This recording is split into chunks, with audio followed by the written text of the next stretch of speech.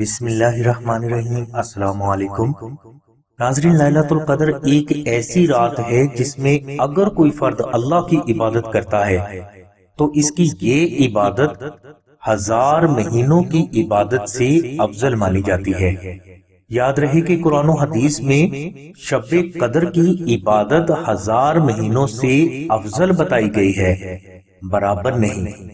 اب شب قدر کی عبادت کا اجر 1000 مہینوں سے کتنا زیادہ افضل ہے، اس کا علم اللہ اور اس کے رسول کے پاس ہے، کسی بھی انسان یا فرشتے کے پاس نہیں۔ اب سوال یہ پیدا ہوتا ہے کہ شب قدر کون سی رات ہے؟ تو ناظرین، اس کے بارے میں علماء اکرام نے حضور نبی کریم صلی اللہ علیہ وسلم کے فرامین کو مد نظر رکھتے ہوئے جو نتیجہ اخذ کیا ہے، اس کے مطابق شب قدر رمضان شریف کے آخری عشرہ کی طاق راتوں میں سے ایک رات ہے۔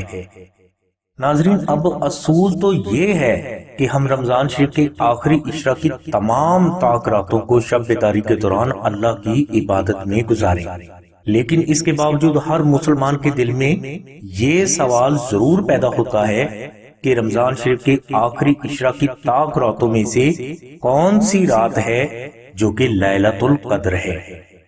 لہٰذا علماء اکرام اور اولیاء اکرام نے حدیث مبارکہ کو مد نظر رکھتے ہوئے لیلۃ القدر کی چند نشانیاں بیان کی ہیں۔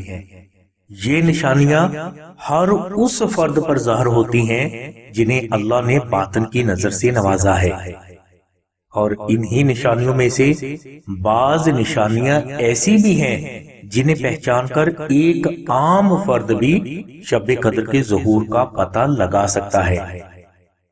ناظرین، شب قدر کی پہلی نشانی کے حوالے سے بعض بزرگ فرماتے ہیں کہ شب قدر میں ایک خاص قسم کے نور کا نزول آسمان سے زمین کی طرف ہوتا ہے۔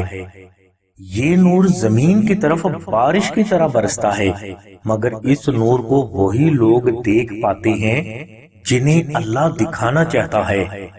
یہ نور فجر تک انسانوں پر برستا رہتا ہے، اور اس کا فائدہ صرف ان افراد کو حاصل ہوتا ہے جو کہ شب بیداری کے دوران اللہ کا ذکر کرتے رہتے ہیں۔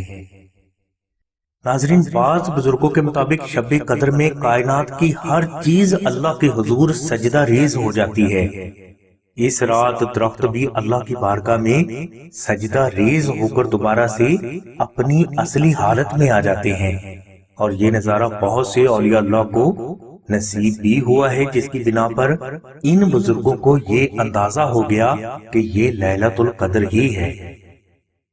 ناظرین، لیلۃ القدر کے حوالے سے بعض بزرگ فرماتے ہیں کہ اس شب میں موسم نہ تو زیادہ گرم ہوتا ہے اور نہ ہی زیادہ سرد، بلکہ اس تمام رات موسم خوشگوار رہتا ہے۔ جیسے جیسے رات گزرتی ہے، فرد کو ایک خاص قسم کی طمانینت اور سکون محسوس ہونے لگتا ہے۔ موسم میں بے حد سکون کی کیفیت فجر تک قائم رہتی ہے، اور فجر کے بعد سورج بغیر کرنوں کے طلوع ہوتا ہے، یعنی طلوع ہونے والے سورج میں شدت نہیں ہوتی۔ ناظرین، لیلۃ القدر کے ظہور کی یہ چند نشانیاں ایسی ہیں جن پر تمام بزرگ، علماء اکرام اور اولیاء اکرام متفق ہیں۔ لہٰذا ہمیں صرف نشانیاں تلاش کرنے میں وقت ضائع نہیں کرنا چاہیے، بلکہ رمضان شریف کے آخری عشرہ کی تمام راتوں کو شب بیداری میں نوافل اور درود و سلام میں گزارنے کی کوشش کرنی چاہیے، تاکہ شب قدر کی عبادت سے محروم رہنے کا کوئی بھی چانس باقی نہ رہے۔ ہماری دعا ہے کہ اللہ تبارک و تعالیٰ کے ساتھ حضور نبی کریم صلی اللہ علیہ وسلم کے صدقے میں آپ کی سبھی نیک دعاؤں کو قبول فرمائے۔ آمین ثم آمین یا رب العالمین۔ الحمدللہ رب العالمین۔